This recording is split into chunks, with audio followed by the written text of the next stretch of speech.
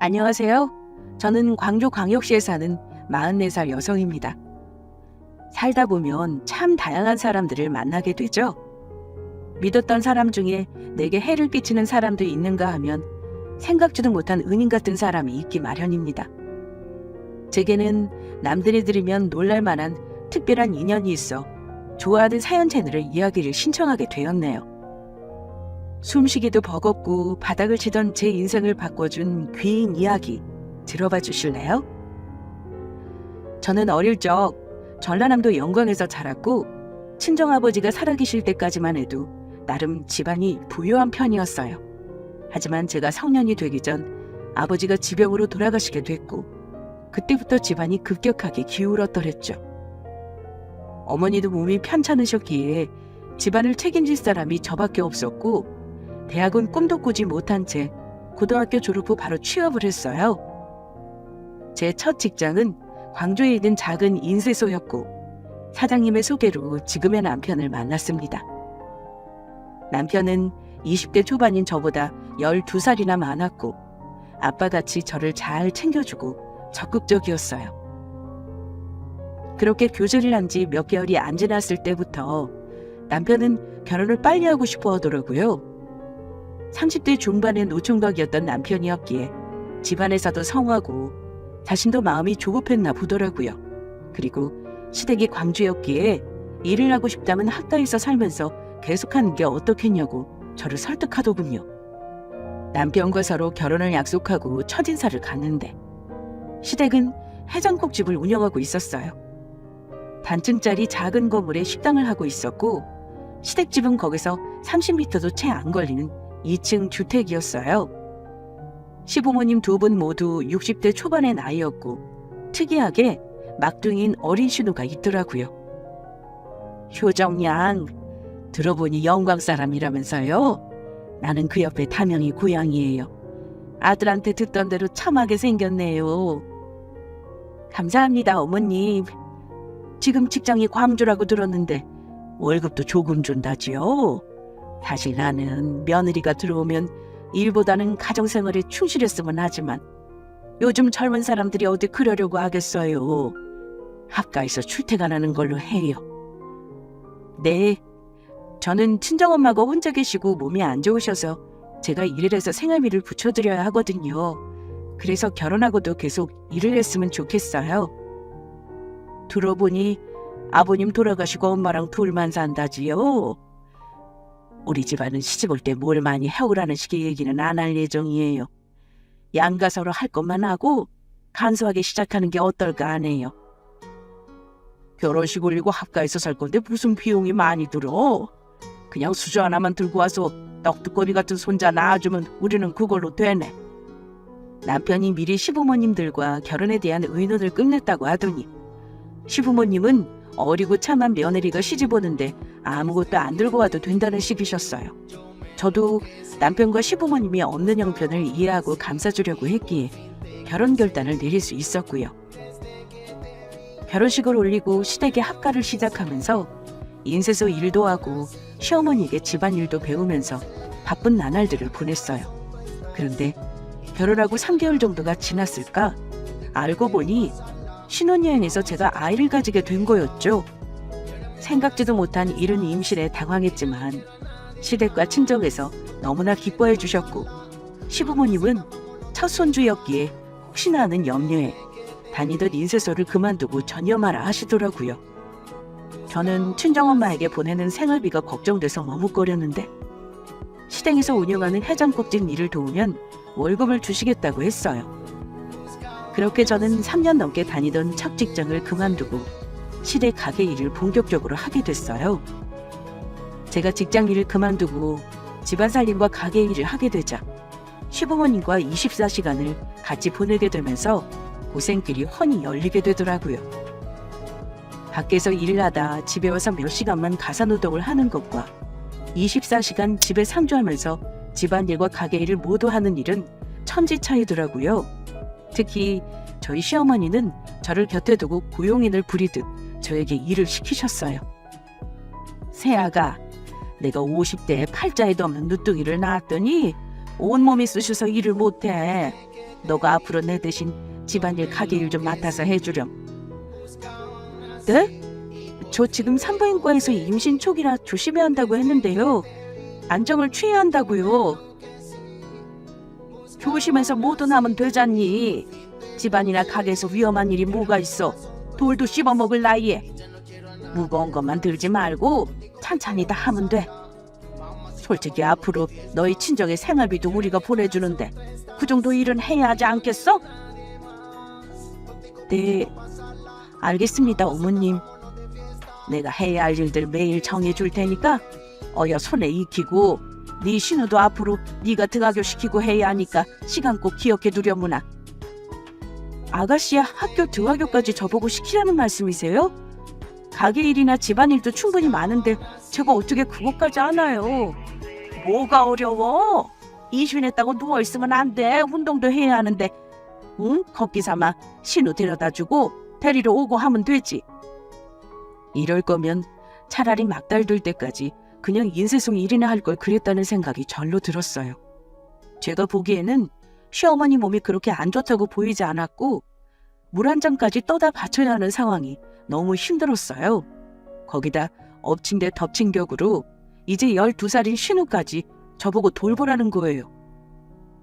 앞으로 아이 낳으면 어차피 육아를 해야 하는데 처음 하는 것보다 신우를 키워보면서 미리 경험을 해봐야 한다나 뭘 하나요?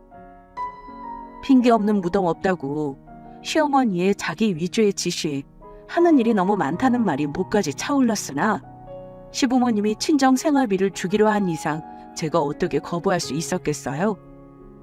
남편에게 시댁에서 하는 일이 많다고 하소연을 해봐도 밖에 나가 일하는 것보다는 편할 거라는 속도 모르는 말만 되돌아왔고 시댁에서 절 도와줄 아무도 없이 입 꼭 다물고 시집살이와 넘쳐나는 일들을 소화해야만 했죠. 그렇게 제 개인 시간 한번 가지지 못하고 산재한 시댁 일들을 하다 보니 막달이 되었고 첫째 딸을 낳게 되었어요. 아들을 원하셨던 시부모님과 남편은 실망한 기색이 역력했으나 둘째는 꼭 아들을 낳으라고 하시더라고요. 첫 아이를 낳고 산후조리는 친정엄마가 시댁에 오셔서 도와주셨고 어찌 보면 제가 결혼하고 가장 마음 편하고 행복한 시간이 아니었나 싶네요. 아이가 첫돌이 되면서 시어머니는 본격적으로 제게 신우를 맡겼어요. 아이들은 같이 커야 좋다면서 신우를 첫째, 손녀를 둘째로 생각하라는 말만 남기고 심지어 자신은 취미생활을 즐기러 다니시지 않겠어요? 그렇다고 신우가 순한 성격도 아니었기에 갓돌된 아이를 얻고 해장국집 일에 신우 등하게 하는 일들은 투잡을 하는 것보다 더 극한 직업이었네요. 그러던 한날은 신우를 하굣길에 데리러 갔더니 같은 반 여자아이와 싸우고 있더라고요. 보아하니 다른 아이들보다 머리 하나는 더 큰 신우가 아이를 일방적으로 때리고 있는 꼴이었어요. 아가씨, 아무리 화가 나도 친구를 때리면 어떡해요? 그만해요. 얘가 자기 지우개 맘대로 가져다 쓴다고 나를 먼저 때렸어. 그걸 어떻게 참아? 엄마 아빠도 당한 만큼 꼭 갚아주려고 했단 말이야. 그래도 친구끼리 사이좋게 지내야죠. 여자친구 얼굴을 저렇게 핥히면 되나요? 사과하세요. 싫어. 난 잘못한 거 없는데 어떻게 사과를 해? 언니는 멍청한 거야? 왜 그런 등신 같은 소리를 해? 아가씨, 말도 이쁘게 하세요. 아무리 그래도 제가 새언니인데 등신이라뇨. 저랑 이 친구 집에 가서 같이 사과해요. 싫어. 하고 싶으면 언니나 사과하고 와. 난 집에 먼저 갈 테니까. 당시 신우는 초등학교 고학년이 됐었는데 세대 차이가 있어서인지 사춘기가 빨리 오더라고요. 원래 고집불통이 자기 맘대로 해야 하는 성격인데다가 사춘기 반환까지 합쳐져서 제가 무슨 몸종같이 불임을 당하면서 돌보고 있었어요. 그날도 자기 반 여자의 얼굴을 꼬집고 흉터를 내서 제가 그 집 부모들에게 너무 죄송하다고 고개 숙여 사과를 해야 했었죠. 누가 봐도 신우가 잘못한 일이었고 명목상 제가 보호자였기에 해야 하는 일이었지만 신우 골다구에 속아서 열불이 나더라고요. 어려도 신우다 보니 한 대 쥐어박을 수도 없고 말 그대로 총체적인 난국이었죠. 신우는 어릴 적부터 성격이 자기 고집대로만 해야 하는 성격이었는데 타고난 것도 있었지만 시댁 식구들이 막둥이라고 오냐오냐 키워서 더 그렇게 된 것 같아요. 어릴 적부터 성년이 될 때까지 신우가 시댁의 보스나 마찬가지였죠. 저도 한 번은 제 자식 인형을 마음대로 뺏어가 울리는 신우에게 한 소리 했는데 그걸 시부모님과 남편에게 일러바쳐서는 제가 되려 당한 적도 있었어요. 그런 일들이 얼마나 많았는지 몰라요. 시부모님과 남편은 손주 자식보다 신우가 우선이더라고요. 그 뒤로 저는 반 포기하고 제 풀에 꺾여 그냥 신우가 해달라는 대로 해주고 말았고요. 그렇게 20년이 지나 나이 30살이 넘어서도 신우는 저한테 이래라 저래라 부려먹는 게 습관이 되어 있었어요. 하루는 저한테 자기가 중요한 회의 서류를 집에다 두고 왔다며 당장 가져다 달라는 게 아니겠어요? 한창 해장국집 일을 하고 있던 바쁜 저보고 직접 가져다 달라고 떼를 쓰는 바람에 금방 해주고 말아야겠다 싶어서 신우가 일하는 1시간 거리의 신우 회사를 갔어요. 신우는 3년 전 20대 후반에 임용업계에서도 유명한 회사에 화장품 연구원으로 입사를 하게 됐었어요. 한성격하는 신우였지만 나름 머리가 좋은 편이었고 대학원 박사까지 한 재원이었거든요. 신우가 다니는 회사는 중소기업이었지만 화장품을 직접 개발해서 가성비 품질 좋은 회사로 유명한 곳이었고 시부모님 남편이 신우의 입사를 엄청 자랑스러워 했더랬죠. 신우네 회사를 직접 간 건 처음이었는데 식충 건물의 규모가 꽤 크더라고요. 제가 서류를 전하러 갔더니 마침 점심시간이라서 신우가 팀 직원들과 회사 건물 로비에서 저를 기다리고 있었어요. 아가씨, 늦지 않아서 다행이네요. 말한 서류가 이게 맞죠? 왜 이렇게 늦었어요? 또 돈 아낀다고 버스 타고 왔죠?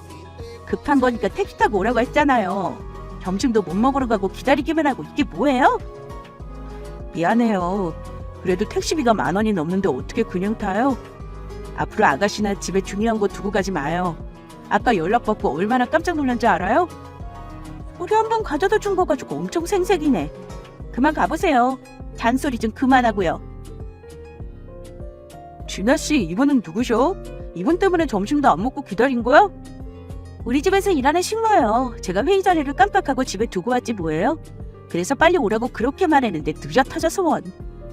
준하씨 엄청 부잣집인가 보다. 잘 산다는 말은 들었지만 집에 고용인도 두고 그래요? 좋겠다. 우리 맛있는 점심 먹으러 가요. 제가 후식으로 커피 쏠게요. 급한 일이라고 해서 제가 버스를 타고 내려 뛰어왔기에 숨을 헐떡이며 인사를 하고 서류를 주는데 신우 주변에 서 있던 직원들이 저를 보고 누구냐고 궁금해했어요. 제가 식당 일을 하다가 급히 신우 회사에 갔기에 작업복을 입고 있는 상태라서 몰골이 말이 아니었어요. 그런 남루한 제 행색을 보고 얼굴을 찌푸리던 신우는 저를 자기네 집 식모라고 소개를 하는 거예요. 예상치도 못한 신우의 대답에 저는 수치스러움으로 얼굴이 타들어가는 기분이었어요. 그때 누군가 저희 곁을 지나갔는데 신우를 비롯한 모든 직원들이 사장님 안녕하세요 라며 고개 숙여 인사를 하더군요. 누가 봐도 멋진 맞춤복을 차려입고 머리끝에서 발끝까지 부티가 나는 중년 여성이었어요. 저도 모르게 직원들과 인사를 한다고 고개를 숙이자 사장님이라는 분이 갑자기 흠칫하더니 저희 쪽으로 다가오는 게 아니겠어요? 그러고는 사장이라는 사람이 저를 빤히 바라보며 혹시 안효정? 효정아, 나 못 알아보겠니? 라고 하더라고요. 그 말을 듣고 놀라서 사장의 얼굴을 찬찬히 뜯어보는데 예전에 제가 익히 알고 있던 누군가 얼굴이 겹쳐 보이더군요. 바로 제 중학교 짝꿍이었어요. 김미연이라는 세 글자를 어떻게 잊을 수 있을까요?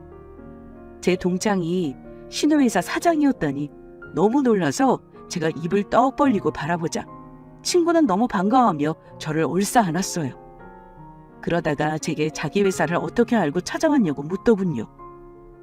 그렇게 찾으려고 해도 찾을 수가 없더니 이렇게 만나게 된다며 세상 천진한 얼굴로 반가워했고요. 그 순간 주변 직원들 중에 한 명이 신우를 가리키며 지방 가정부라고 하던데라고 하자 친구는 조금 놀라는 얼굴로 그렇구나 하면서 저에게 시간이 있으면 당장 자기 사무실로 가서 얘기 좀 하자고 했어요. 저는 하얗게 질려가는 신우 얼굴을 뒤로하고 동창 친구를 따라 회사 사장실로 갔고요. 내가 널 다시 만나다니 너무 기뻐서 목이 다 메인다. 얼마 만이지 우리? 거의 25년 정도 됐나? 어떻게 시간과 장소가 딱 맞아서 우연히 만날 수가 있지? 근데 난 처음에 너 못 알아봤잖아. 네가 이 회사 사장이야? 맞아. 내가 만든 회사고 이제 10년 정도 됐어. 시간이 많이 흘렀지만 너는 예전 그대로다. 얼굴에 예쁜 보조개도 여전하고 중학교 때 얼굴이 보여. 나도 늙었지 뭐. 애도 둘이나 낳고 다들 대학생 돼서 서울에 있어. 그만큼 나는 세월을 정통으로 맞아버렸지. 무슨 소리야? 아직 이렇게 귀엽기만 한데. 그나저나 우리 회사인 걸 알고 찾아온 건 아닌 거지? 우연히 볼 일이 있어서 지나가는 길이었는데 내가 마침 딱 있었네. 우리가 인연이기는 한가 봐. 이렇게 몇십 년 만에 다시 조우하고. 당연히 우린 운명이지. 내가 너랑 너희 부모님 아니었으면 10대 시절 막막할 때 어떻게 살았겠어. 꼭 다시 만나야 했지. 김미연이라는 친구는 중학교 시절 짝꿍으로 조용하고 아무하고도 안 어울리는 성격이라 친해지기 어려웠어요. 그러다가 우연한 기회로 친구들과 저희 집에 놀러 온 걸 계기로 가까워졌고 둘도 없는 절친이 되었더랬죠. 늘 그 친구를 보면 얼굴에 그늘이 가득하다고 생각했었는데 알고 보니 친구네 가정사가 파란만장하더군요.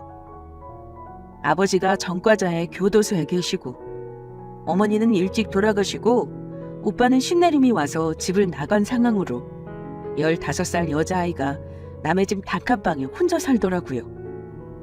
아직도 그 집을 처음 가보고 받은 충격은 잊혀지지 않아요.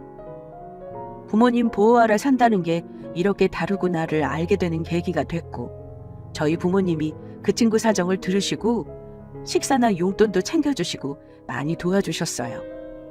그렇게 고등학교까지 같이 다니며 이어진 우정은 고등학교 2학년이 되고 친구가 행방불명이 되면서 연이 끊어졌었죠. 그 친구 생각만 하면 밥도 못 먹고 어디서 무슨 안 좋은 일이 있나 싶어 걱정되었고 마음이 아파 한동안 눈물만 흘리던 때도 있었죠. 그런데 그런 친구가 유명한 회사의 대표로 25년 만에 나타났으니 놀랄 수밖에요. 네가 고등학교 2학년 때 갑자기 하루아침에 사라져서 얼마나 걱정했는지 알아? 그때 어떻게 됐던 거야? 친척분이 당시에 나한테 친남동생이 있고 외갓댁에 있다고 하더라고. 나만 혼자 사는 게 안타까우셨는지 외갓집 주소를 주셨고 마침 아빠 빚쟁이들이 자꾸 집에 찾아와서 괴롭히는 바람에 어쩔 수 없이 외가로 갔었어. 그랬구나. 나는 네가 하루아침에 말도 없이 전학 가버렸다는 말을 듣고 얼마나 놀라고 슬펐는지 몰라. 그래도 다른 가족들이 있었다니 다행이다. 나이 차이 나는 남동생이었지만 피부치가 있다는 게 얼마나 힘이 되는지 몰라. 대학도 나오고 미용 쪽 일을 하다가 제품 개발도 하고 회사도 만들어서 여기까지 올 수 있었지. 넌 참 대단하구나. 어릴 적도 강단있는 녀석이었는데 지금도 여전하네. 그건 그렇고 이진아 연구원하고 어떻게 하는 거야? 아까 들은 것처럼 가정부일을 하고 있는 거야? 그냥 좀 어쩌다 보니 아는 사이야. 사람 인연이라는 게 참 이럴 때 신기해. 사실 이진아 씨가 곧 내 올케가 될 예정이거든. 뭐? 네 올케가 된다고? 그게 무슨 말이야? 친구는 제게 그간의 사연을 털어놓으며 제게 이진아 연구원과 연이 있냐며 가정부일을 하고 있는지 묻더군요. 저는 그건 아니고 작은 식당에서 일하고 있다고 말했어요. 그랬더니 친구가 하는 말이 제 신우와 자기 남동생이 결혼을 전제로 만나고 있고 곧 결혼 발표를 할 거라는 거예요. 신우가 남자친구가 있다고 들었지만 그게 자기 회사 사장 동생이라는 말은 안 했었거든요. 그럼 저와 친구가 사돈이 될 수도 있는 거였어요. 신우가 사람들 앞에서 신부라고 얘기를 한 게 있어서 바로 새언니 신우 관계라는 말은 차마 못하고 말을 얼버무릴 수밖에 없었네요. 그날은 일단 해우에 젖어서 서로 예전 얘기만 주구장창하고 집에 돌아왔고요. 집에 퇴근하고 돌아온 신우는 갑자기 저만 따로 집 밖으로 불러내더라고요. 그러면서 자기 회사 사장과 무슨 사이냐면서 오늘 만나서 무슨 말까지 했는지 꼬치꼬치 캐묻는 게 아니겠어요? 언니가 우리 사장님이랑 어떻게 하는 사이예요? 우리 사장님은 서울 유명대학 나오시고 많이 배운 분인데 고졸인 언니랑 접점이 있다는 게 말이 안 되잖아요. 중고등학교 동창이에요. 많이 배운 건 아니건 모두들 연이 닿으면 알 수 있는 거죠. 그걸 왜 학벌로 판단을 해요? 암튼 사장님한테 쓸데없는 소리는 안 했죠? 우리가 서로 가족관계이니 뭐니 이런 말 했어요, 안 했어요? 말 안 했고 그냥 어쩌다 아는 사이라고 했어요. 근데 왜 우리가 가족인 걸 말하면 안 돼요? 그 집이랑 곧 결혼도 한다면서요. 언젠가 다 알게 될 사이인데요. 사장님이 결혼 얘기까지 하셨어요? 사장님 동생분이랑 사귄 지 2년 됐어요. 곧 양가 결혼 의논할 것 같고요. 언제가 밝혀지더라도 결혼 전에는 말하지 말아요. 쪽팔리니까. 신우는 저와 자기네 사장과의 인연을 알게 됐고 저한테 말하길 자기와 가족관계이고 집이 해장국집 한다는 얘기는 당분간 비밀로 해달라는 거예요. 그런 부잣집에 시집을 갈 수도 있는데 자기 집안 형편 얘기를 하면 결혼이 엎어질 수도 있다나 뭐라나요. 지금 회사 사람들은 자신을 부잣집 막내딸로 알고 있으니 그 장단에 맞추라는 거예요. 저는 금방 들킬 진실을 뭐하러 숨길까 하는 마음이 들었지만 그때는 알았노라 하고 말했어요. 그 후 2달 뒤 신우의 결혼 얘기가 본격적으로 나오게 됐고 역시나 제 친구의 남동생과의 혼담이 오고 갔어요. 시부모님과 남편은 사돈네가 신우 회사 사장 집안이라는 걸 알고 역시 막내가 복이 있어 부잣집에 시집간다고 너무나 기뻐하셨어요. 곧 약혼식 겸 상견례를 한다고 하더니 어느 날 신우와 시댁 식구들이 상견례에 저를 안 데려간다고 하더군요. 누군가는 가게도 봐야 하니까 저는 집을 지키라는 식으로 말을 하는데 새삼 제 신세가 서럽고 신우 말 맞다나 이 집 식모살이와 진배 없다는 생각이 들더라고요. 혼자 덩그러니 해장국집 청소를 하면서 시집와서 처음으로 시댁에서 결혼 생활에서 해방되고 싶다는 마음이 들었어요. 저를 이 집 가족으로 취급하지도 않은 사람들과 같이 살면서 희생만 강요당했지 저라는 사람의 인생은 어디로 갔나 싶기도 했고요. 그러다 사건이 하나 터졌던 게 제 동창 친구가 회사 10주년 송년회 밥을 하는데 저보고 그 자리에 꼭 와달라고 하더라고요. 저는 식당 일 때문에 못 간다고 한사코 거절했지만 제가 직권으로 꼭 참석해야 된다고 여러 번 권유를 해서 어쩔 수 없이 가게 되었죠. 연회이다 보니 친구가 제 드레스를 직접 선물하고 화장까지 해줬어요.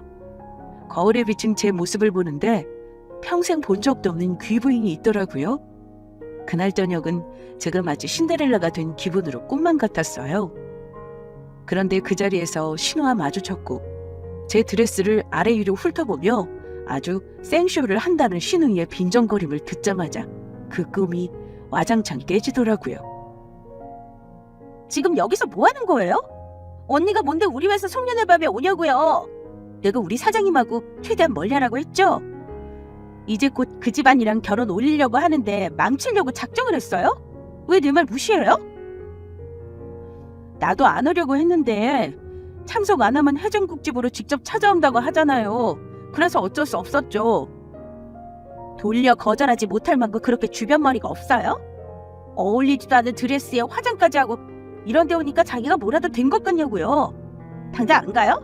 집에 가라고요. 오늘 연애 끝나고 친구가 할 말 있다고 해서 안 돼요. 기다리라고 했어요. 오늘만이라도 우리 둘 사이 발칵되면 알아서 해요. 입도 뻥끗하지 말라고요. 신우는 제가 송년회에 참석해서 행여나 제가 자기 집안 형편이나 숨기고 싶은 걸 말할까봐 안달이난 모양이었어요. 저보고 당장 집에 가라고 초조해하는 신우와 테이블에서 실랑이가 벌어졌고 그만 대화 끝에 제가 신우 원피스에 붉은 와인을 쏟고 말았더랬죠. 하필 신우 드레스가 아이보리 계열의 밝은 색이었는데 와인을 엎었으니 옷이 엉망진창 되어버렸고 말았고요. 신우는 사람들 눈이 있어서 소리는 못 지르고 제 손목을 잡아 끌고 연회장 밖으로 나갔어요. 신우는 로비 한쪽에 놓여진 소파로 가더니 분이 안 풀리는지 큰 소리로 쌍욕을 하며 제게 들고 온 겉옷을 집어던지고 자기 성질을 있는 대로 다 부렸어요. 미쳤어요? 사람이 바보 같은 것도 정도가 있지. 남의 드레스에 와인을 뿌려대요? 이 드레스 얼마짜리인지 알아요? 언니 월급 2배는 되는 비싼 거예요. 물어내요. 제가 일단 급하게 처치해볼게요. 앉아봐요. 진짜 제 수가 없으려니까 별 거지 같은 일이 다 일어나네. 이게 다 언니 때문이에요. 애초에 언니 같은 사람이 우리 회사 송년회에 오면 안 되죠. 그리고 나한테 일부러 이런 지랄을 떠는 거예요? 엿먹으라 이런 거냐고요? 아가씨, 누가 일부러 이런 짓을 해요? 제가 실수로 와인잔을 쳤다니까요. 생사람 잡지 마요. 어떻게 20년을 늘 그렇게 넘어지고 부수고 덜렁댈 수 있어요? 언니 보면 항상 의문이에요. 어디 가서 액막이라도 해요. 그만 화내고 흥분하지 마요. 그래야 내가 얼룩 처치를 하죠. 이거 안 좋아지만 언니가 돈 다 토해내요. 알았죠? 이게 몇 개월 할부짜리인데 이런 짓을 저질러요. 미쳐버리겠네. 저도 드레스를 입고 있어서 평소보다 자유롭지 못했는데 신우 드레스에 난 와인 자국을 그나마 어떻게 해보려면 무릎을 꿇을 수밖에 없더라고요. 그런데 제 옆쪽에서 어떤 인기척이 들리더라고요. 누군가하고 고개를 들어보니 창백하게 질린 얼굴의 제 친구였어요. 표정을 보아하니 저와 신우가 하는 대화를 다 들은 모양이었어요. 효정아, 너 지금 무릎 꿇고 뭐 하는 거야? 사장님, 어떻게 여기... 이건 저희 집 가정부가 저한테 와인을 쏟아서 닦아주고 있는 거예요. 아무것도 아니에요. 맞아. 이건 그냥 내가 아가씨한테 실수로 와인을 엎어서 자국 지우려고 돕고 있는 거야. 그럼 진아 씨가 왜 너한테 욕을 하고 소리를 질러? 그리고 세연이라고 하는 말은 뭐고 해장국집 얘기는 뭐야? 사장님, 제가 설명드릴게요. 이게 어떻게 된 일이냐면요. 아니요. 진아 씨한테 물은 거 아니니 조용히 하고 있어요. 나는 내 친구가 하는 말만 들을 거예요. 미연아, 오늘은 그만 넘어가자. 나중에 너도 송년회 참석하고 직원들 챙겨야 하니까 다음에 얘기하고. 너 진짜 괜찮은 거야? 그 이유가 뭐든 네가 왜 이런 취급을 당해야 하는지 나는 이해가 안 돼. 그것도 나중에. 너 바쁜 것 같으니까 이만 연회장에 같이 들어가자. 사장님, 제가 설명할게요. 저 억울해요. 제 얘기도 들어보셔야죠. 일단 제가 진아 씨에게는 따로 말을 물을 겁니다. 지금 먼저 효정이한테 사과부터 해요. 어서요. 죄송합니다. 아까는 제가 너무 화가 나서 그랬나 봐요. 이해해 주세요. 친구는 제게 성질을 부리는 신우를 보고 너무 놀랐나 보더라고요. 아무리 실수를 했어도 어떻게 사람한테 외투를 집어던지고 쌍욕을 할 수 있냐면서요. 신우는 놀라서 자기 고용인이 실수를 하는 바람에 화가 나서 자신도 모르게 그랬다면서 횡설수설 변명을 했고, 친구는 아무리 자기가 고용한 사람이라도 함부로 대하면 안 된다며 자신도 신우를 고용했지만 그렇게 하지 않는다고 하며 크게 나무라더군요. 그리고 제게 사과도 시켜줬고요. 저는 20년 만에 처음으로 신우에게 사과를 받아봤네요. 잠깐의 소동이 지나고 모두들 연회장으로 복귀를 했고 저는 혼자 조용히 집으로 돌아왔어요. 신우가 지옥의 화신처럼 제게 화를 내고 있는 와중에 남의 회사 잔치에 뭐하러 계속 있겠어요? 저는 그냥 친구에게 문자로 집에 일이 있어 먼저 간다는 말만 남기고 왔더랬죠. 시댁에 왔더니 시어머니가 제 모습을 보고 기함을 하더라고요. 어디서 이런 옷이랑 화장을 했냐며 당장 벗고 해장국 가게 나가서 내일 장사 재료나 준비하라고 뭐라 한 소리를 하더군요. 그렇게 화장도 다 지우고 초라한 작업복을 갈아입고서 혼자 식당 마당에 있는 가마솥에 우거지를 삶고 있었죠. 가마솥 불 앞에서 쪼그리고 앉아 일을 하고 있는데 제 뒤에 누군가가 있는 것 같은 느낌이 들었어요. 그래서 뒤돌아봤더니 제 친구가 망연자실한 표정으로 서 있었어요. 제가 깜짝 놀라서 어떻게 우리 식당을 찾아왔냐고 물었더니 친구가 제가 연회장을 빠져나가는 걸 보고 따라갔다고 하더군요. 네가 그렇게 울 것 같은 표정을 짓고 있는데 내가 어떻게 가만히 있겠어? 그래도 회사 행사인데 대표인 네가 빠지면 어떻게 해? 어차피 사장은 돈만 결제해주고 빠지는 게 직원들한테 제일 좋아. 다들 나 없다고 편히 즐기고 있을 거야. 내가 다 미안하잖아. 10주년 행사라서 호텔까지 빌려서 고급으로 한 것 같던데. 할 때는 해야 하니까. 그래도 그것보다 네가 더 중요해. 진아 씨랑 너랑 무슨 관계야? 가족 같던데 맞아? 내 막내 신우야. 시집 왔더니 초등학교 다니더라고. 그래서 자식들이랑 내가 같이 키웠어. 어쩌면 애증의 관계일 수도 있고. 새언니한테 신우가 그렇게 막대한다고? 욕도 하고 물건도 집어던지던데. 진아 씨 엄청 참하고 차분하게 봤었는데 완전 다른 사람이더라. 성격 없는 스타일은 아니야. 아까는 화가 나니까 더 했던 거고. 그래도 그렇지. 너를 사람들 앞에서 식물하고 소개를 해? 나는 퍼즐들이 맞춰지는 것처럼 아까 얼마나 소름이 돋은지 알아? 도대체 너의 시댁 가족들은 너를 어떻게 대하고 있는 거니? 친구는 속상한 제 얼굴을 바라보면서 저와 신우의 관계에 대해 솔직히 말해달라고 했어요. 그래서 저는 그제서야 신우랑 올케 관계라고 했죠. 그 말을 듣고 친구는 그런데 왜 네 신우가 너를 식모라고 사람들에게 소개하고 양가 상견례에는 왜 안 왔냐고 묻더군요. 신우나 시댁에서 이런 낡은 식당을 하고 지질이 공상인 걸 사돈네와 비교가 될까봐 숨기고 싶었나 보더라고 대답을 하는데 가만히 생각해보니 이 집 식구들이 가장 부끄럽고 숨기고 싶어하는 건 저라는 생각이 문득 들더라고요. 그리고 저도 모르게 그간의 서러움에 눈물이 터져 나왔어요. 친구는 제가 우는 모습을 보고 꽉 안아주고는 자기 집으로 저를 데려갔어요. 저는 그간의 결혼 생활 얘기를 하면서 친구를 만나기 전까지는 지금의 내가 어떤 상황이고 처지인지 몰랐다가 진짜 사람이 누군가를 귀하다고 생각하면 너처럼 나를 챙겨주고 소중히 한다는 걸 깨달았다고 했어요. 그러면서 요새 갑자기 나란 사람의 인생은 어디로 갔는지 나 자신의 행복이란 무언지를 떠올리게 됐다고 했습니다. 우리 이제 40 넘었어. 이제 인생 시작이라는 말이야. 지금 네가 불행하면 그게 다 무슨 소용이니? 친정엄마 돌아가시기 전까지는 시댁에서 친정 생활비 보내준다고 참고 살았고 아이들 둘 키울 때는 애들 핑계로 버텼는데 이제는 어떤 이유도 남아있지 않은 것 같으니 힘든가 봐. 그럴 수도 있지. 다른 이야기지만 나도 회사 키울 때는 힘든지 모르다가 이제 어느 정도 선상에 오르니까 무기력함도 오고 더 힘들더라. 안효정이라는 내 이름은 사라지고 그냥 결혼 20년 차의 초라한 아줌마만 남아있는 것 같더라고. 아이들도 전부 독립해서 집을 나가고 시댁에는 아무도 내 편이 없고 가족이 없는 기분이라 더 외롭고. 충분히 그럴 수 있지. 진아 씨가 너 대하는 모습이랑 말만 들어도 네가 얼마나 힘들었을지 알 것 같아.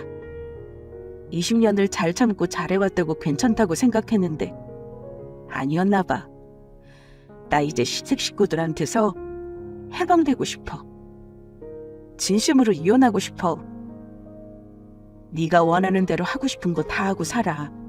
이제 내가 옆에 있으니까 뭐든 다 도와줄게. 네가 10대 때 내게 많은 걸 해줬듯이 이제는 내가 그 은혜를 갚고 싶어.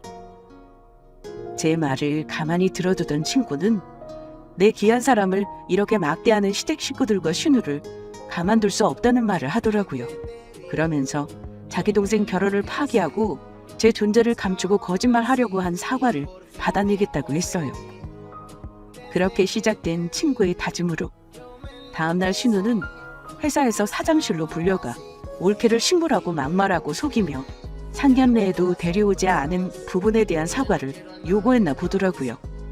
신우는 사장 친구가 결혼도 파기할 거라는 말을 듣고 저를 찾아와 득달같이 화를 내며 멱살을 잡았어요. 도대체 당신이 무슨 짓을 했는 줄 알아? 사장님한테 신우 올케 사이도 밝히고 시댁에서 자기를 막대했다고 일러맞춰? 미쳤어? 사실이니까요. 이미 아가씨가 쌍욕하고 이상한 짓 한 걸 다 봐버린 사람이라서 자세하게 설명 안 해도 다 알더라고요. 뭐? 말이라도 못하면 언니 때문에 결혼 파기하게 생겼으니 각오해요. 원상복구 시켜놓으라고요. 아니요. 저 이 집에서 나갈 거예요.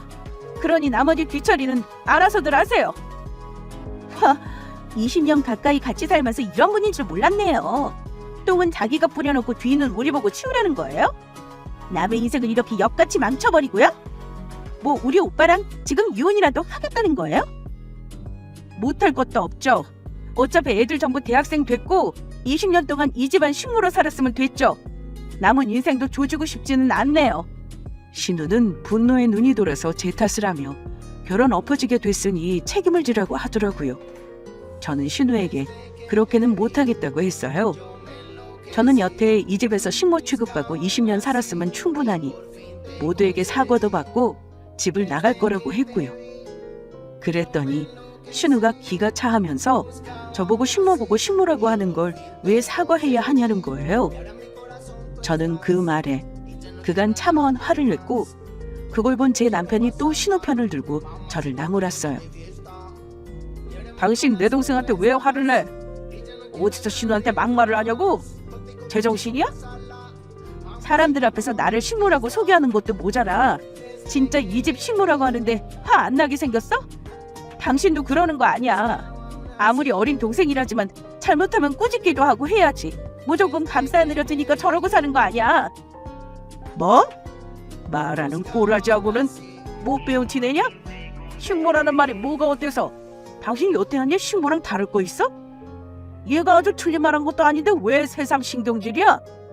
오빠, 내가 언니 보통 성격 아니라고 했지? 암튼 언니는 못 배우고 열등감 있는 것들이 얼마나 흉한지 잘 보여주는 얘라니까? 아주 남매들끼리 쌍으로 이 밤에 난리네. 내가 왜 여태 참고 살았는지 진짜 상등신이다. 헛소리 말고 내 동생한테 화내고 사과해. 빨리! 사과 안 해. 아니 못해. 내가 받아야 할 사과를 네 싸가지 없는 동생한테 왜 하니? 미쳤네.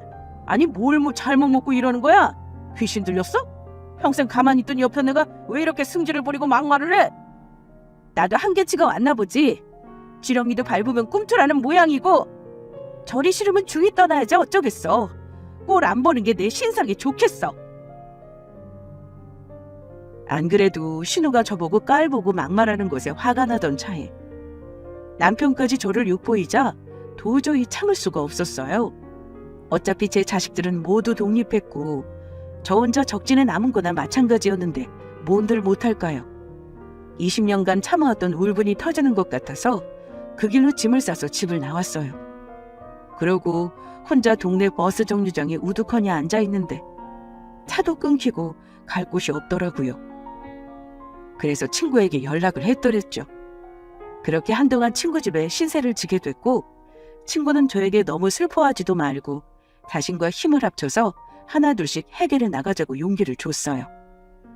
다음날 저는 친구와 함께 회사에 출근을 했고 제가 사장실에 앉아있으니까 신우가 들어오더라고요. 친구가 저와 신우를 번갈아 보더니 신우에게 파혼과 동시에 권고사직이라는 패를 꺼내들더군요. 저도 친구가 그렇게까지 할 줄 몰랐기에 너무 놀라서 파들파들 떨고 있는 신우를 쳐다만 봤어요.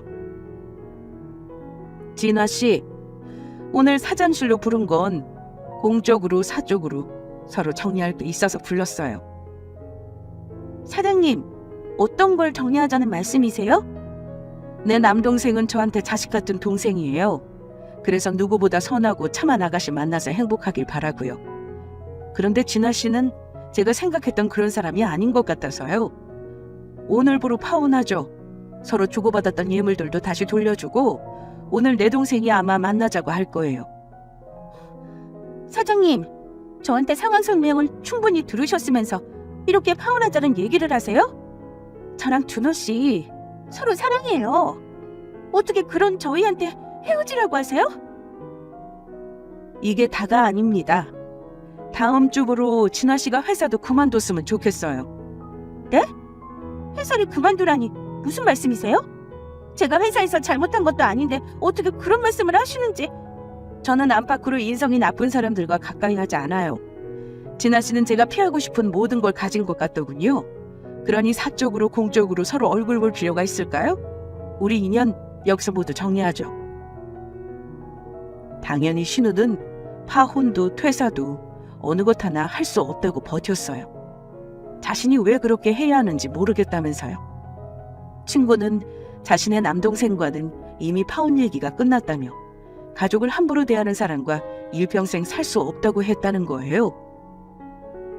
신우가 억울함에 눈물을 뚝뚝 흘리며 사장님은 왜 자기에게만 이렇게 단호하시냐며 회사까지 그만두라고 하면 자신은 어떻게 해야 하냐며 오열하더군요.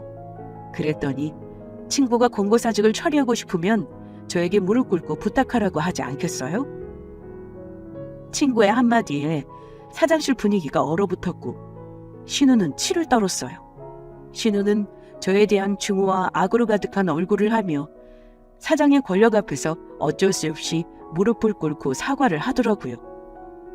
진심으로 우러난 사과는 비록 아니었지만 그 대단한 신우 존심에 그렇게라도 한 게 어디겠어요? 저는 사과를 받아들이겠노라 하고 사장실에서 나왔어요. 그렇게 회사를 벗어나려고 하던 때 급히 뒤쫓아온 신우가 저를 붙잡고 마지막까지 악에 찬 말들을 쏟아냈어요. 우리 사장님 등에 업고 나를 무릎 꿇게 하니까 그렇게 좋아요? 아주 든든한 백이네. 뭐 하늘에서 그간 고생했다고 든든한 동아줄을 내려주셨나 봐. 든든한 백으로 보였다니 기분 나쁘지 않네. 오히려 좋아. 어떻게 그런 영악한 성격인 거 지난 20년 동안 참았어요? 나는 참고 버티며 살길래 상 등신인 줄 알았죠. 그런데 전혀 아니었네. 이제 가족으로의 연도 정리하고 있는 판에 나한테 까불지 마요, 이진아 씨. 함부로 내 몸에 손대거나 막말도 하지 말고요. 파혼이나 퇴사 말고 더한 꼴 보고 싶어요? 신우가 집안에 사람 잘 들어와야 한다더니 등신 같은 제가 들어와서 집안 말아먹고 자신의 인생이 꼬였다며 저주를 퍼부었어요. 신우의 악에 찬 모습을 보면서 신우를 자식같이 키운 정도, 시댁에 대한 미련도 다 사라지고 시댁의 식모처럼 살아온 지난 20년이 주마등처럼 스쳐 지나가더라고요. 제 손목을 잡고 있던 신우 손을 내려치면서 저는 냉정하게 돌아섰습니다. 그리고 저는 시댁 식구들과 연을 맺고 살 필요가 없음을 절실히 느꼈어요. 저는 그렇게 각성을 하고 친구가 소개해준 이혼 전문 변호사를 찾아갔습니다. 그로부터 일주일 뒤 친구는 자기 남동생과 신우와의 파혼 선언을 공식화하면서 신우를 여수 쪽 하청업체로 좌천을 보내버리더라고요. 제가 친구에게 너 진짜 한다면 하는 사람이구나 라며 엄지를 치켜세우자 친구는 내 신우 퇴사만 처리한다고 했지 앞으로 어디서 이럴지 말한 건 아니지 않냐며 통쾌하게 웃더라고요. 파혼 후 시댁과 신우는 저와 친구가 한 편을 먹었다며 파혼 위자료 소송도 걸고 신우를 억울하게 한지로 발령을 보냈다며 회사에도 고소를 하겠다고 겁박을 했어요. 그러면 뭐 하나요? 애초에 신우와 시댁은 제 친구의 대항에 싸울 수 없는 처지였고 결국 신우가 시골 변두리 지역으로 발령이 나면서 마무리가 됐어요.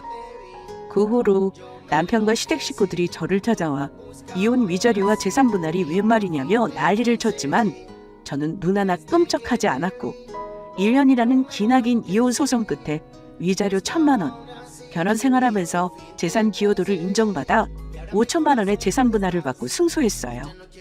그리고 친구네 집에 함께 살면서 친구에게 회사 내 마케팅 홍보부서에 자리가 났는데 일을 해보라는 권유를 받았고 20대 때부터 하고 싶었던 적성을 살려 새로운 일도 시작했어요. 그 배후에는 모두 제 친구가 있었고 저는 친구라는 귀인 덕분에 새로운 인생 제 2막을 살게 됐더랬죠. 제가 직접 겪어보니 인생은 한치 앞을 모른다는 말은 사실인 것 같아요. 그 말만큼 드라마틱하고 가슴 두근거리는 말이 없는 것 같고요. 저는 친구라는 귀인을 다시 만나 운이 좋았다라는 말로 표현할 수밖에 없는 일들을 겪었지만 그게 사람이든 일이든 어떤 형태로든 자신의 삶에 새로운 기운을 불어주는 계기만 있다면 인생은 좋은 방향으로 바뀔 수 있다는 생각이 들어요. 선하게 베풀고 살면 결국 복을 받는다는 흔한 말보다 너에게서 출발한 것은 다시 너에게로 돌아간다라는 맹자의 글귀를 꿈맺고 싶네요. 제 사연을 들어주신 여러분의 삶에도 좋은 기운이 돌아오길 바랍니다. 좋은 기운이 좋은 운을 불러들이나니. 모든 분들에게 감사와 사랑을 전할게요. 안녕하세요. 저는 결혼한 지 4년이 좀 넘은 30대 주부입니다. 아직 아이는 없어요. 이제 내 집 마련도 했으니 가져볼까 하고 있고요. 저는 남편과 딱 3년 연애하고 결혼을 했는데요. 부부 사이는 좋은 편이에요. 다른 부부들처럼 가끔 싸우기는 하지만 항상 다정한 남편이 먼저 제 화를 풀어줘서 긴 싸움이 된 적이 한 번도 없습니다. 그런데 결혼하고 나면 둘 사이의 문제 때문에 싸운다기보다 주변 사람들 때문에 싸운다고들 하잖아요. 친정이 골치 아픈 경우도 있고 시댁이 골치 아픈 경우도 있죠.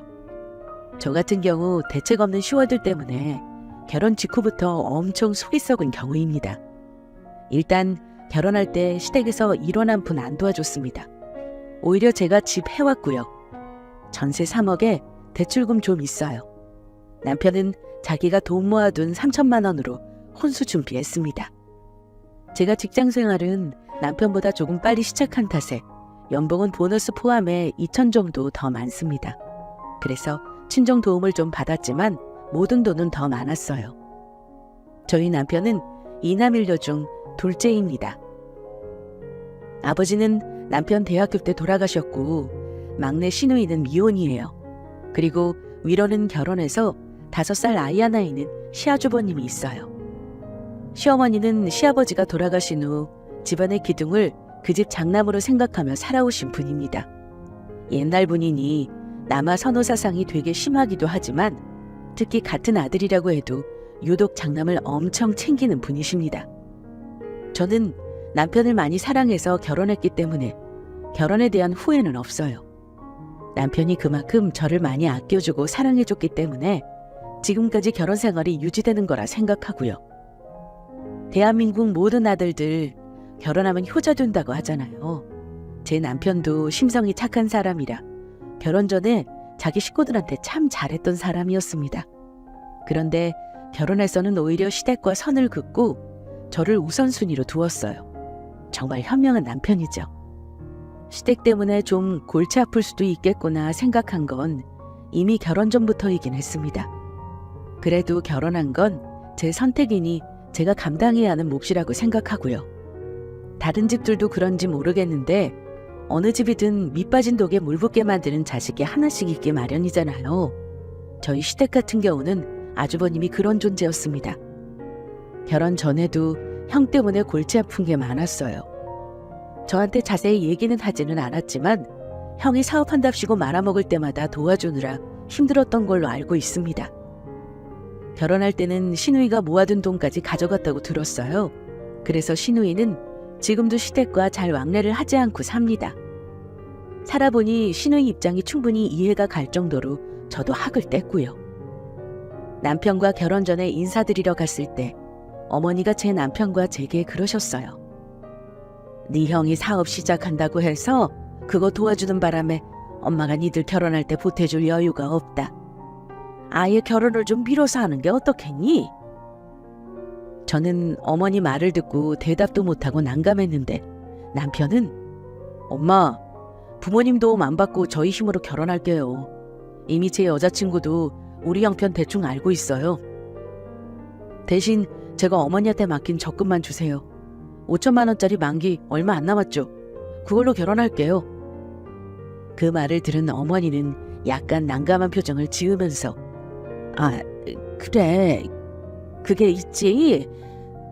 근데 어쩌냐. 실은 그거 엄마가 돈이 좀 급해서 해약했어. 지금 2천 정도 남아있는데 그건 줄 수 있겠구나. 이러시는 겁니다.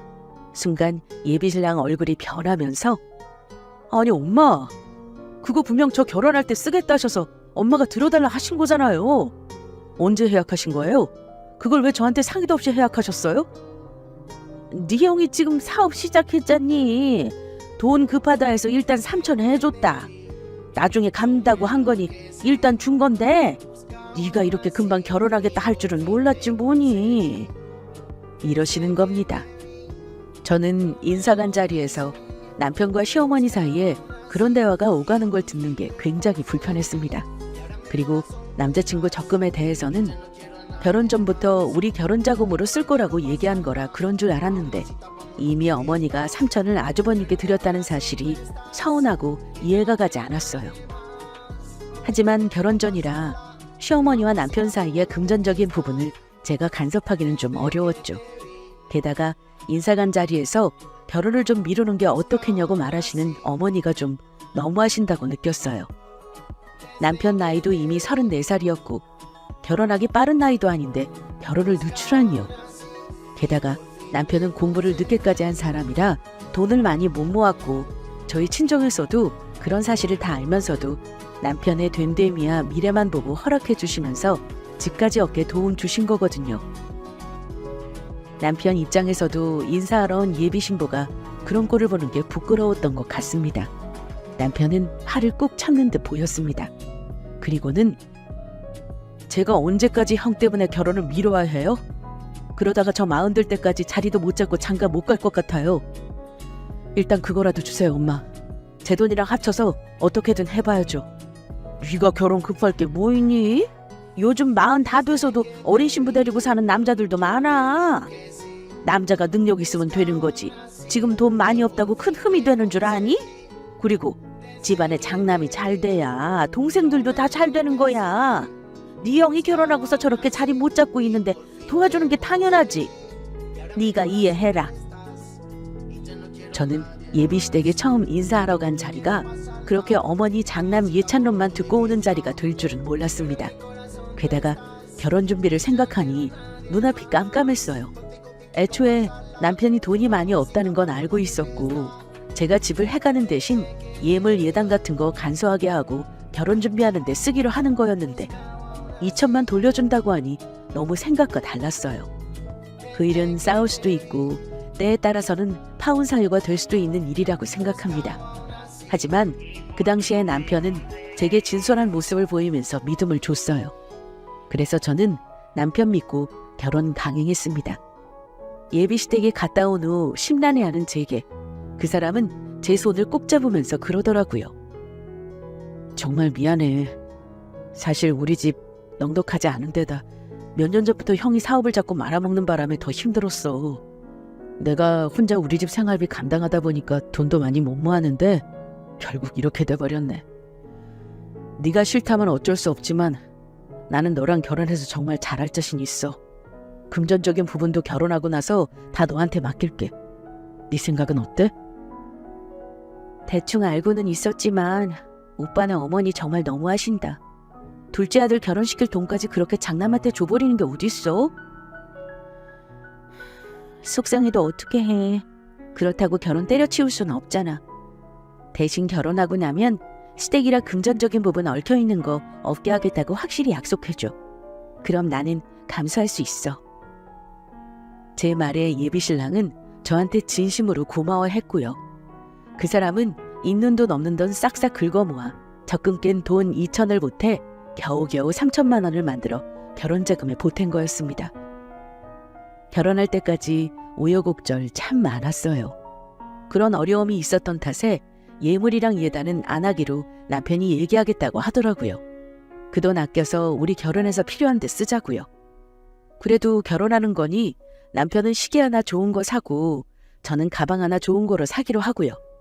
양가 부모님 한복이랑 양복 해드리고 결혼 비용은 각자 축의금에서 해결하기로 했습니다. 거기에 대해서는 시댁에서도 별다른 말씀이 없으셨고요.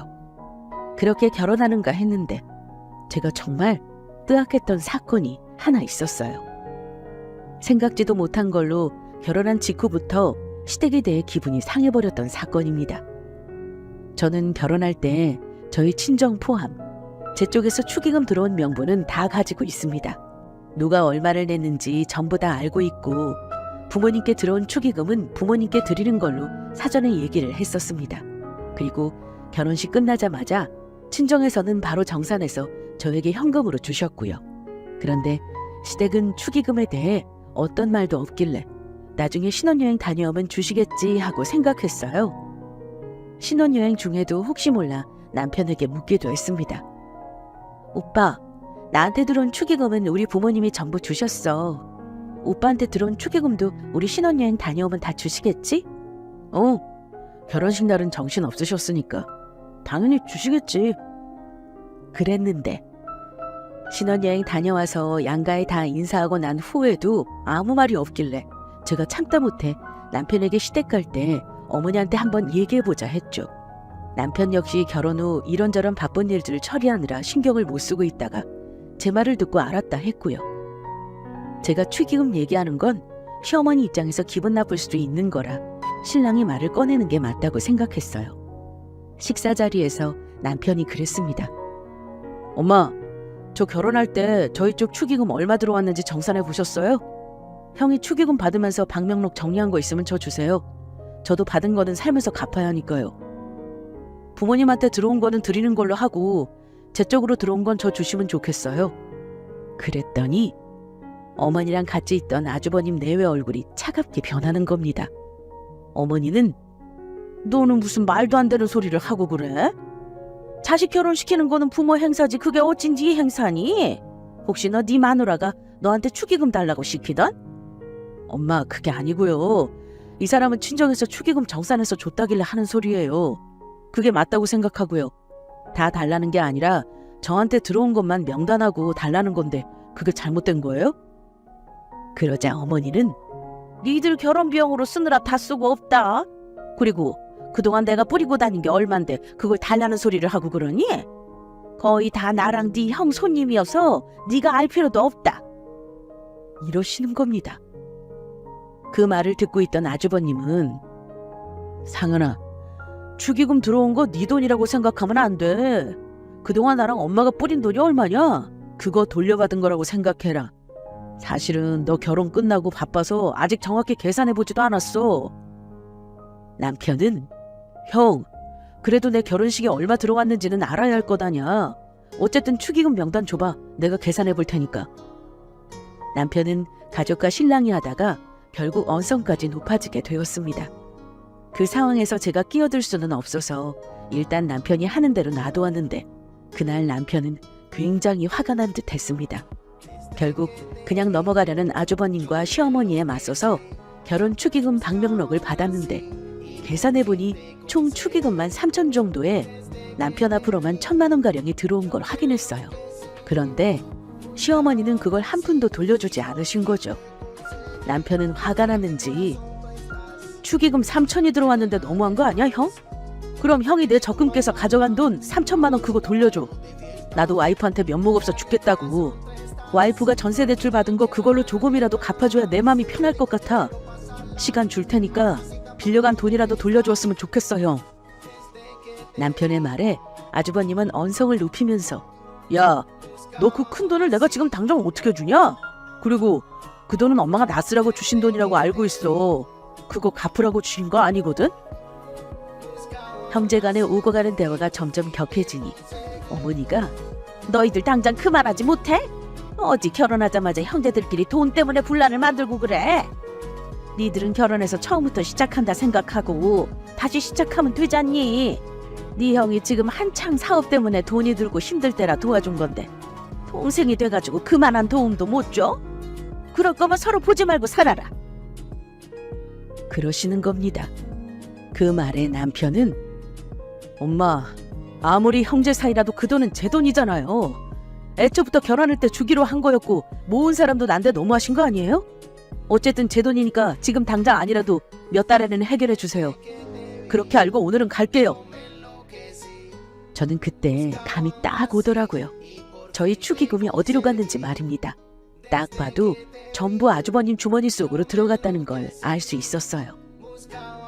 시댁에서 가족 모임은 그날 완전 분위기가 험해져서 그 후로는 기본적인 도리를 해야 하는 명절이나 생신 빼고는 남편이 안 가려고 하더라고요. 오히려 제가 안 간다고 해야 하는 상황인데 남편이 그러니 제가 가자고 해야 하는 거 아닌가 눈치를 볼 정도였죠. 화나서 씩씩거리는 남편을 겨우 말려 집으로 왔습니다. 저도 정말 속상했어요. 하지만 저보다 더 화가 나서 난리치는 남편 앞에서 저까지 길길이 날뛸 수는 없는 노릇이었죠. 저는 남편에게 더 이상은 그 일로 가족끼리 다툴 일 만들지 말자고 했습니다. 그냥 이해하기로 맘 먹었습니다. 지나간 일이고 앞으로 신랑 월급 관리도 제가 하니 앞으로 혹시 돈 요구하는 일이 있다면 제가 안 주면 그만이라고 생각했습니다. 시댁과는 돈 관련해서 엮이고 싶지 않았고 절대 엮이지도 말아야겠다고 다짐했고요. 결혼하기 전에는 저도 자세히 몰랐는데 알고 보니 아주버님은 나이 40이 넘은 이때까지 그야말로 제 앞가림을 못하시는 분이었습니다. 그런 사람이 결혼을 하고 여태껏 직업 없이 사업만 한다고 앉아서 돈만 까먹은 거죠. 저도 매번 아주버님이 대체 무슨 일을 하길래 그렇게 돈이 많이 들어가나 했습니다.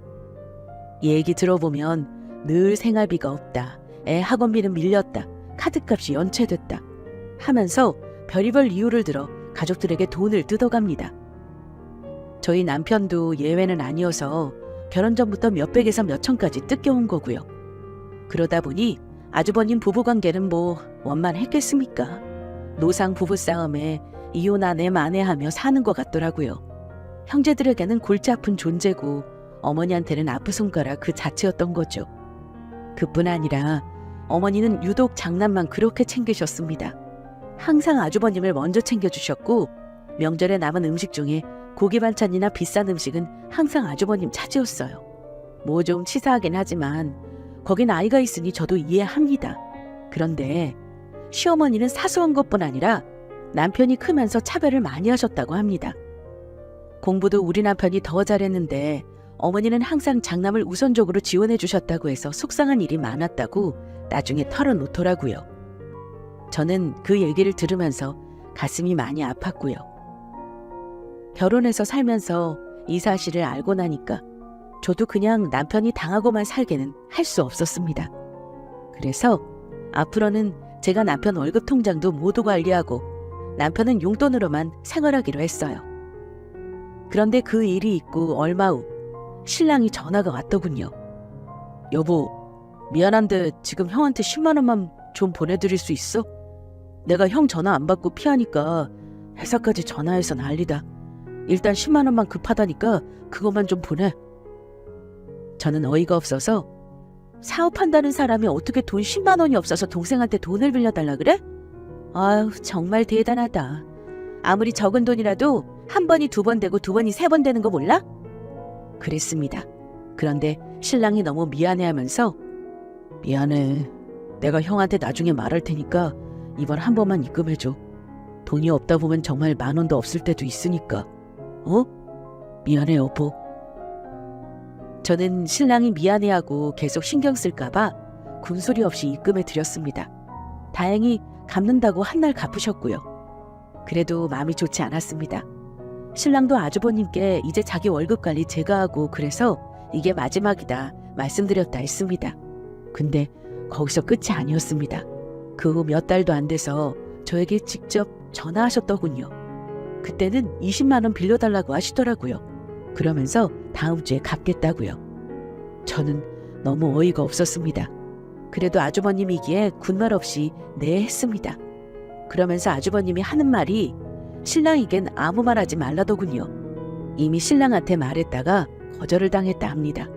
문제는 그 전화를 받을 때 옆에 신랑이 있었다는 겁니다. 신랑이 화가 나서 날뛰는 걸 간신히 말리고 20만 원 입금해 드렸습니다. 저도 그게 마지막이라고 생각했고 돈 액수 상관없이 한 번 더 일하면 칼같이 거절할 생각이었고요. 그런데 사람이 살다 보면 어쩔 수 없는 상황이 생기기도 하더군요.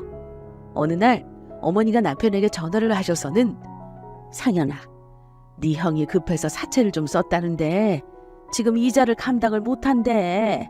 근데 당장 이번 달 이자가 문제라는데 네가 좀 도와줄 수 없니? 엄마, 제발 그만 좀 하세요. 저 진짜 돈 없어요.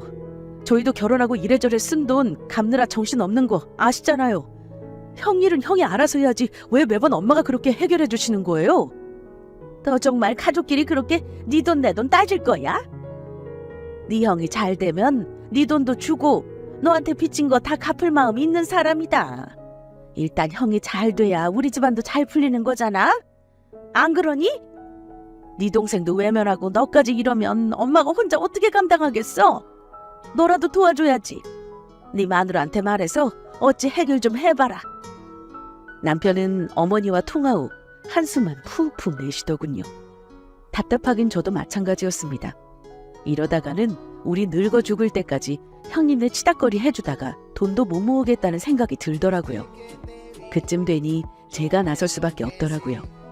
제가 어머님한테 말씀드리는 것보다 당사자인 시아주버님께 의사를 전달하는 것이 더 낫겠다 싶어 제가 직접 말씀을 드렸습니다. 아주버님, 죄송하지만 저희도 그럴 여유가 없네요. 그리고 앞으로는 이런 일로 통화하는 일 없었으면 해요. 물론 저희한테 이런 부탁하시는 아주버님도 많이 불편하시겠지만 해드리지 못하는 저희 입장도 많이 불편합니다. 앞으로 아기도 태어나고 하면 저희도 더 힘들 텐데 이런 일로 서로 불편할 일 없었으면 좋겠어요. 아무리 사람이 아나무인이라도 재수 씨한테 저런 말 듣고 안 부끄러워할 사람 없잖아요? 그런데 아주버님은 제 예상과 달리 아주 뻔뻔한 사람이었습니다. 당장 빌려줄 돈 없으면 상은이 네 카드라도 좀 줘. 카드 돌려먹어야지 별 수 있냐? 이러는데 정말 저 뒷목 잡을 뻔했습니다.